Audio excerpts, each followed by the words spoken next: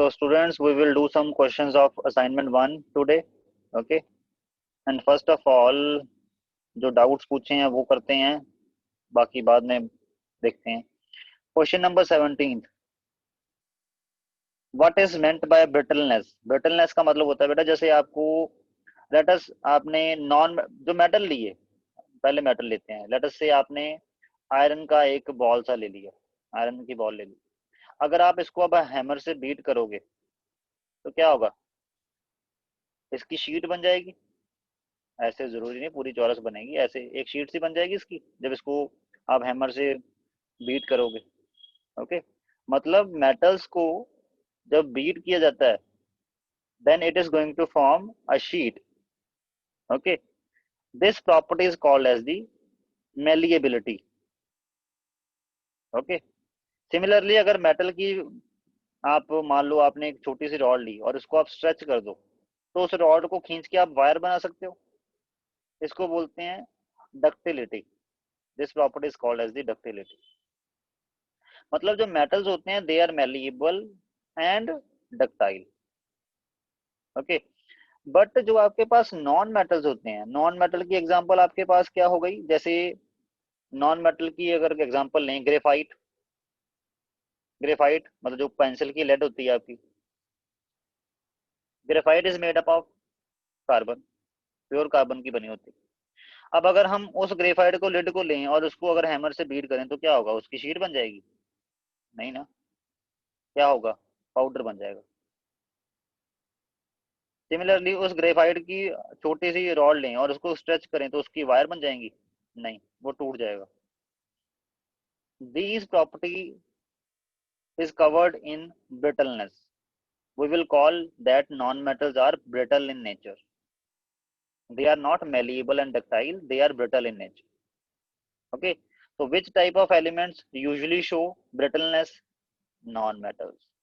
क्योंकि metal तो malleable and ductile दोनों होते हैं. Metals are not brittle. Brittle का मतलब है whenever you beat that particular substance with the help of a hammer, that substance gets converted to powder. Okay.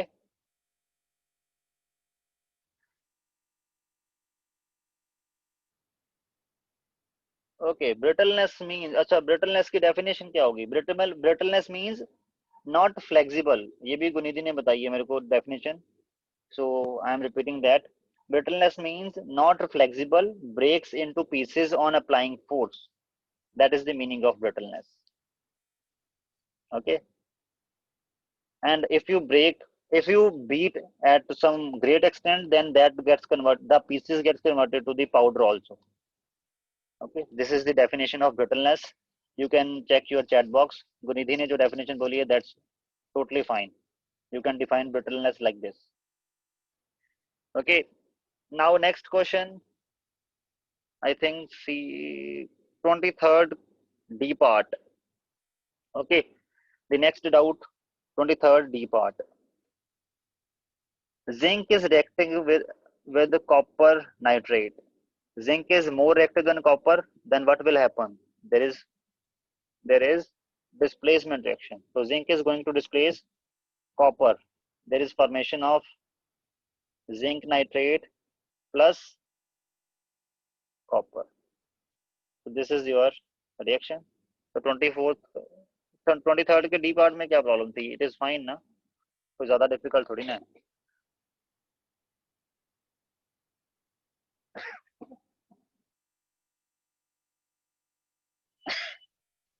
कोई ज्यादा डिफिकल्ट थोड़ी ना. ओके.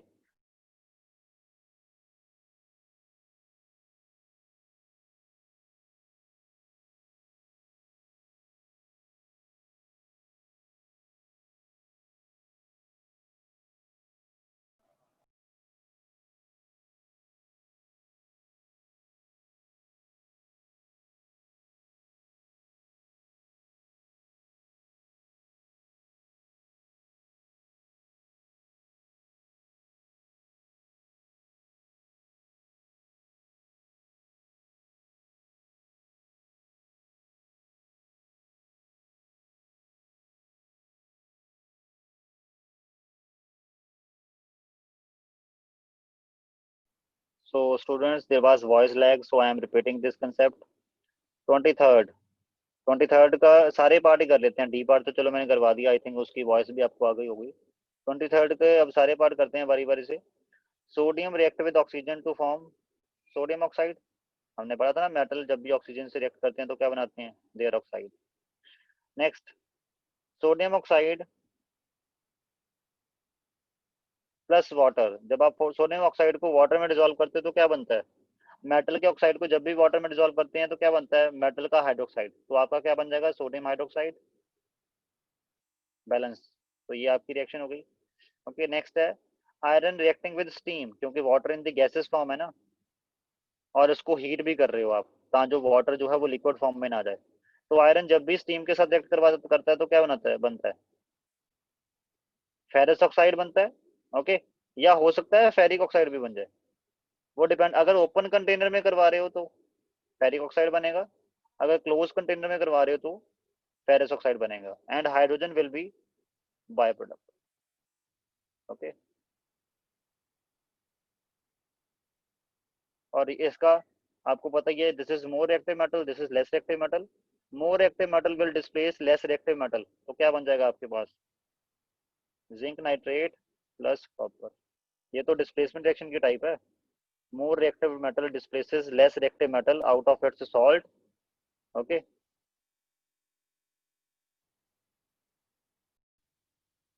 तो स्टूडेंट्स चलो लगे हाथ, अब थोड़े से क्वेश्चन और कर लेते हैं।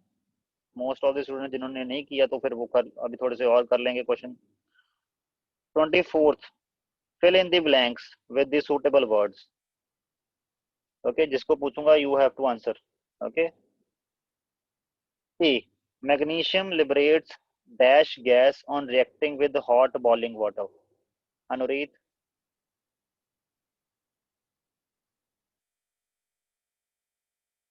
Divanshi. Sir, hydrogen. Hydrogen, because we know that magnesium react with the hot water in the liquid state, there is formation of magnesium hydroxide and hydrogen gas। Okay, balance भी कर लेना इस इक्वेशन को, यहाँ से 2 से मल्टीप्लाई हो जाएंगे, दैट्स इट। ओके, तो यहाँ पे आएगा hydrogen gas. Second, B part, Anureet you have to reply also. B part, the white powder formed when magnesium ribbon burns in oxygen is of, raise your hand, is of, Gunidhi। Sir, magnesium oxide. Yes, very good। Magnesium burn means reacting with oxygen to produce magnesium oxide। Okay, clear? And this is powdery substance, white color का powder होता है ये। C, ordinary aluminium strips are not attacked by water because of the presence of a layer of dash on the surface of aluminium। Devanshi। Sir, aluminium oxide. Yes, देखो आपके पास जो aluminium हमारे पास पड़ा हो, मान लो आपने फ्रेशली प्रिपेयर्ड एल्यूमिनियम लिया हुआ है, क्लियर, उसकी जो सरफेस पे एल्यूमिनियम है, यू नो दैट एल्यूमिनियम जब भी ऑक्सीजन से रिएक्ट करता है तो क्या बनाता है, एल्यूमिनियम ऑक्साइड। और ये जो एल्यूमिनियम ऑक्साइड होता है that is very very hard and strong substance, तो इसकी एक लेयर सी बन जाती है, अंदर एल्यूमिनियम रहा, बाहर उसकी एक एल्यूमिनियम ऑक्साइड की लेयर बन गई। आप कह सकते हो कोरोजन होगी एल्यूमिनियम की, और एल्यूमिनियम की कोरोजन से क्या बन रहा है उसकी सरफेस के ऊपर, एल्यूमिनियम ऑक्साइड। ठीक है, तो इस एल्यूमिनियम ऑक्साइड की स्ट्रॉन्ग लेयर की वजह से अंदर वाले एल्यूमिनियम की जो रस्टिंग है या कोरोजन है वो नहीं हो पाती। तो इसलिए जो ऑर्डिनरी एल्यूमिनियम स्ट्रिप होती हैं वाटर उनके साथ रिएक्ट नहीं करता। क्यों, क्योंकि मान लो आपने हॉट वाटर लिया, ओके, सॉरी एल्यूमिनियम तो हॉट वाटर से भी रिएक्ट नहीं करता, एल्यूमिनियम रिएक्ट करता है with in the presence of, aluminium react करता है सिर्फ स्टीम के साथ to produce aluminium oxide and hydrogen gas. Okay, but अगर वो एल्यूमिनियम का जो आपने पीस लिया हुआ है उसकी सरफेस पे एल्यूमिनियम ऑक्साइड ऑलरेडी बना हुआ है तो क्या होगा, तो ये रिएक्शन नहीं होगी। ओके, तो इट मीन्स जो ऑर्डिनरी एल्यूमिनियम स्ट्रिप हैं वो इसलिए वाटर के साथ रिएक्ट नहीं कर पाती, क्योंकि जो उनकी सरफेस है उसके ऊपर एल्यूमिनियम ऑक्साइड की लेयर होती है, and that aluminum oxide layer make that particular aluminum strip very unreactive toward this reaction. Okay, now D part. A metal having low melting point is dash, but a non-metal having very high melting point is dash. बोलो जी, दोनों dashes में क्या आएगा? Divanshi, only 2 students are raising their hand. Diamond. First में क्या आएगा? Sodium. And Diamond. Diamond. Okay, sodium भी बोल सकते हो, पोटाशियम भी बोल सकते हो, मरकरी भी बोल सकते हो, सभी का लो मेल्टिंग पॉइंट ही है. सीजियम भी बोल सकते हो. कौन सा also? Gallium. Gallium also. Gallium is also having low melting point. So there are so many. Okay, कोई भी आप लो मेल्टिंग पॉइंट वाला बोल सकते हो. अगर लोएस्ट वाला बोला होता तो वो सीजियम या मरकरी बोलते आप. मरकरी तो ऑलरेडी रूम टेम्परेचर पे लिक्विड ही होता है, तो मरकरी बोलते या सीजियम बोलते. Calcium is dash reactive metal than sodium. Amit? Sir, less. Less reactive metal than sodium. Very good. Okay.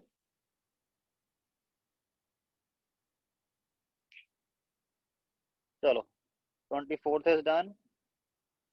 अब कौन सा करें क्वेश्चन? किसी और को किसी क्वेश्चन में डाउट है कि मैं रैंडमली कोई भी करवा दूं आगे?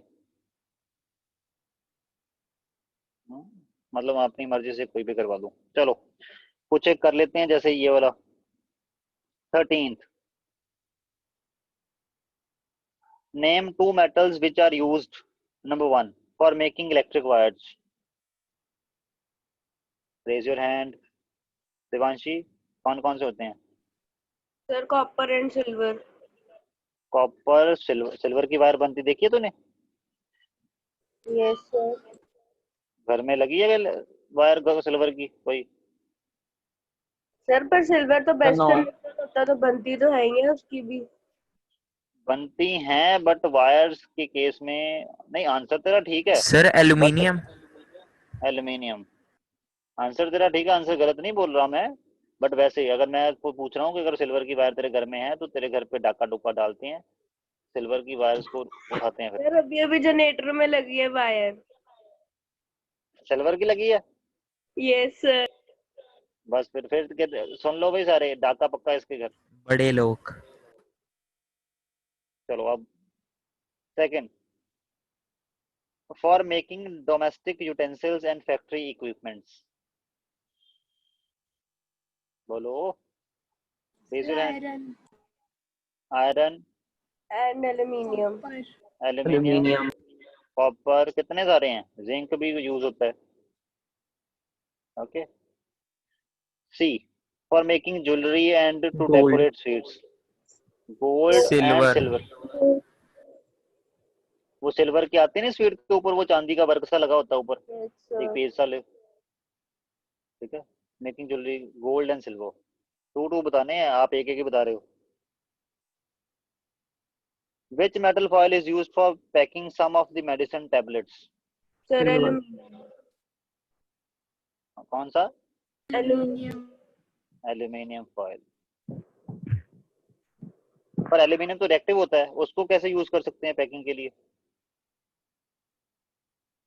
सर वो एल्यूमिनियम ऑक्साइड की लेयर बन जाती है फिर उसके ऊपर. Yes, very good Ramanjeet. उस लेयर, उस जो फॉयल के ऊपर अपनी लेयर बन चुकी थी एल्यूमिनियम ऑक्साइड की, इसलिए वो इनर्ट की तरह बिहेव करता है. ओके. अदरवाइज अगर वो एल्यूमिनियम की फॉर्म में रहता होता ना, तो यहाँ पे आ गया ना कोरोजन का फायदा. एडवांटेजेस ऑफ कोरोजन में आप ये बात लिख सकते हो कि कोरोजन का ये फायदा भी है. ओके. नहीं तो हमें क्या करना पड़ता, जो मेडिसिन है उसको, जो बाहर उसकी कवरिंग है उसको सिल्वर से करना पड़ता, और वो फिर उसकी तो पैकिंग ही बड़ी महंगी पड़ती है. फिर मतलब टैबलेट से ज्यादा कॉस्ट पैकिंग का हो जाता, या तो उसको प्लास्टिक की डब्बियों में भरना पड़ता, उससे और नुकसान है. एनवायरमेंट आपको पता है, plastic is harmful for the environment. Okay. और देवांशी, माना टॉपिक डिलीट हो चुका है, बट हमने अपने दिमाग से थोड़ा डिलीट कर देना है, जो कॉन्सेप्ट्स हैं उनको हमने पकड़ के चलना है। करोजन हालांकि टॉपिक मैं मानता हूँ डिलीट हो चुका है, ओके, बट इस करोजन को करना ही है आपने, अभी मान के चलो। कोई नहीं, हमने भुला नहीं देना कि करोजन डिलीट हो गया, आप दिमाग से भी डिलीट कर दो, नो। 15th 15th का, name the non metals which is used, number 1 to convert vegetable oil into vegetable ghee. ये वाला आपने शायद अभी नहीं करा होगा, बट चलो किसी को पता है तो बताओ, नहीं तो मैं बताता हूँ। Sir hydrogen. Hydrogen, yes. जो वेजिटेबल ऑयल ऑयल होते हैं ना, उनमें कार्बन कार्बन डबल बॉन्ड होते हैं। जब उसमें हाइड्रोजन ऐड कर दिया जाए तो होता क्या है, यहाँ पे डबल बॉन्ड टूट जाते हैं। ये हमने अगले चैप्टर में पढ़ना है। जब ये डबल बॉन्ड टूट जाते हैं ना, तो हम क्या बोलते हैं, ये जो होता है ये वेजिटेबल ऑयल में होता है। वेजिटेबल ऑयल में डबल बॉन्ड्स होते हैं कार्बन कार्बन से, और ये कार्बन कार्बन डबल बॉन्ड किस में नहीं होते, वेजिटेबल घी में। तो हम क्या कहते हैं, वेजिटेबल ऑयल को वेजिटेबल घी में कैसे कन्वर्ट किया जाता है, बाय एडिंग हाइड्रोजन। तो कौन सा नॉन मेटल यूज हुआ वेजिटेबल ऑयल को वेजिटेबल घी में कन्वर्ट करने के लिए, hydrogen.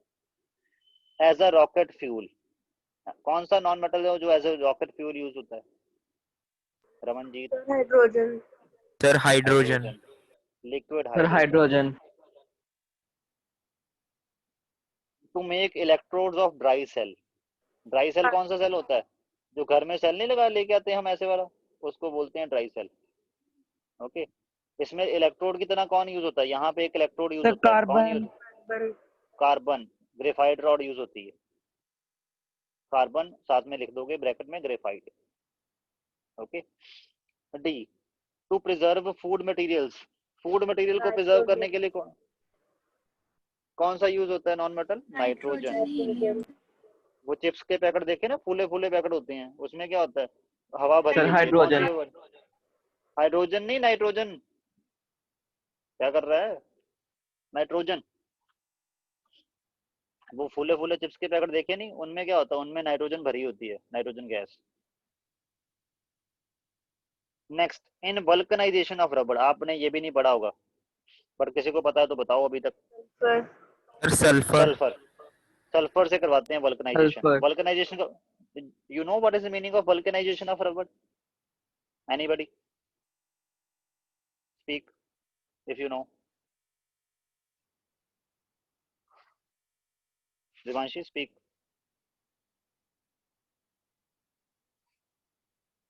Okay, it means you don't know. Vulcanisation of rubber क्या होती है, जो नेचुरल रबड़ होता है ना, जैसे एक तो हमारे जो हम शूज वगैरह आते हैं उसमें लगा होता है रबड़, ओके, वो तो कितना हार्ड, ना ज्यादा सॉफ्ट होता है ना, बट जो नेचुरल रबड़ होता है वो बहुत ज्यादा सॉफ्ट होता है। मतलब उसमें अगर आप पैर रख दोगे वो तो आपका पैर ही बीच में धंस जाएगा, इतना ज्यादा सॉफ्ट होता है। तो उसको हार्ड करने के लिए उसकी वल्कनाइजेशन करनी होती है। वल्कनाइजेशन से थोड़ी सी हार्डनेस आ जाती है इस रबड़ में, ठीक है। ऐसा बोलो कि इसमें जो मॉलिक्यूल हैं उनकी फ्लूडिटी कम हो जाती है, उनकी ट्रेवल करने की जो कैपेसिटी है वो कम हो जाती है वल्कनाइजेशन की वजह से, क्योंकि उनके बॉन्ड स्ट्रांग हो जाते हैं, ओके। अभी तक इतना समझो बस, ओके। तो वल्कनाइजेशन का मतलब क्या है, रबड़ को सॉफ्ट से थोड़ा हार्ड करना। हार्ड कितना करना है वो डिपेंड करता है कि हमने कौन सा मटेरियल बनाना है। तो वल्कनाइजेशन का एक्सटेंट डिफरेंट डिफरेंट हो सकता है, बट यूज क्या होता है, सल्फर। और सल्फर हमें किस फॉर्म में मिलता है, एसिड फॉर्म में, नेचर में, okay. So is it clear और you have any doubt? Japanjot, clear? Maybe he's not getting my voice. Okay, so 11th, which of two metals is more reactive, copper or silver? Copper. Copper. Name one metal which is stored in kerosene oil. Sodium. Yeah, potassium. Name one non-metal which is stored under water. Phosphorus. Phosphorus. Phosphorus को हम under water store करते हैं, क्योंकि phosphorus oxygen के साथ बहुत ज्यादा reactive होता है, बट वाटर के साथ रिएक्ट नहीं करता वो, okay, under normal condition. Sir water में भी तो ऑक्सीजन होता है, फिर क्यों नहीं करता ये? हम डिस्टिल्ड वाटर में करते हैं ना। डिस्टिल्ड वाटर कौन सा होता है, जिसमें ऑक्सीजन भी नहीं होता, प्योर फॉर्म ऑफ वाटर। ठीक है, और वैसे भी थोड़ा बहुत ऑक्सीजन होगा तो वो वाटर में डिजोल्व होगा, वो सिल्वर के सॉरी फॉस्फोरस के कांटेक्ट में नहीं आएगा, बट इतनी थोड़ी सी ऑक्सीजन से नहीं रिएक्ट करता। अगर ज्यादा ऑक्सीजन उसके सराउंडिंग में हो, जब वो बाहर एटमॉस्फेयर में होगा तो उसके सराउंडिंग में कितना, उसके सराउंडिंग में 21% ऑक्सीजन ही होगी, क्योंकि हमारे एटमॉस्फेयर में 21% ऑक्सीजन है। 21% की 28%? 28% ऑक्सीजन है सर 21 है। 21 है। Yes sir. अच्छा बताओ जरा, कॉम्पोजिशन क्या होती है नाइट्रोजन? 78। हाँ तो 21 ही है, ठीक है। मेरे दिमाग से मेरे उल्टा हो गया था मेरे दिमाग में, चलो कोई नहीं, कभी कभी सर से भी गलतियां हो जाती हैं। Give the names and formula of 2 acidic oxides. Question number 4। Acidic oxide कौन कौन से हैं Devanshi? Hurry up. Nitrous oxide and carbon monoxide. Carbon monoxide तो न्यूट्रल है, कार्बन मोनोऑक्साइड न्यूट्रल ऑक्साइड है। कार्बन डाइऑक्साइड तो हो सकता है। दूसरा sulphur dioxide, nitrous oxide. Sulphur trioxide, nitrogen dioxide, ये सारे ऑक्साइड जो हैं they are acidic in nature. Basic oxide, basic oxide किसके बनते हैं? नॉन मेटल्स के, सॉरी मेटल्स के। नॉन मेटल्स के बनते हैं एसिडिक ऑक्साइड, बेसिक ऑक्साइड किसके बनते हैं? मेटल्स के। बोलो example Devanshi. Sodium oxide and magnesium oxide. और कोई अगर इसके अलावा भी देनी हो? पोटाशियम ऑक्साइड और फेरस ऑक्साइड, कौन सा oxide? Iron oxide. Iron oxide. Okay ठीक है जी। और अगर एम्फोटेरिक ऑक्साइड की कोई एग्जांपल पूछ ले, give the example of amphoteric oxide. Sir ये अगले क्वेश्चन एल्यूमिनियम में ऑक्साइड, जिंक इसने ऑक्साइड। अगले क्वेश्चन में पूछा ही हुआ है, aluminium oxide and zinc oxide. Okay ठीक है जी। ऑलमोस्ट सारी अब हमारे पास कंप्लीट हो ही चुकी है। Okay so that's it for today. इतनी असाइनमेंट करनी थी आज हमने।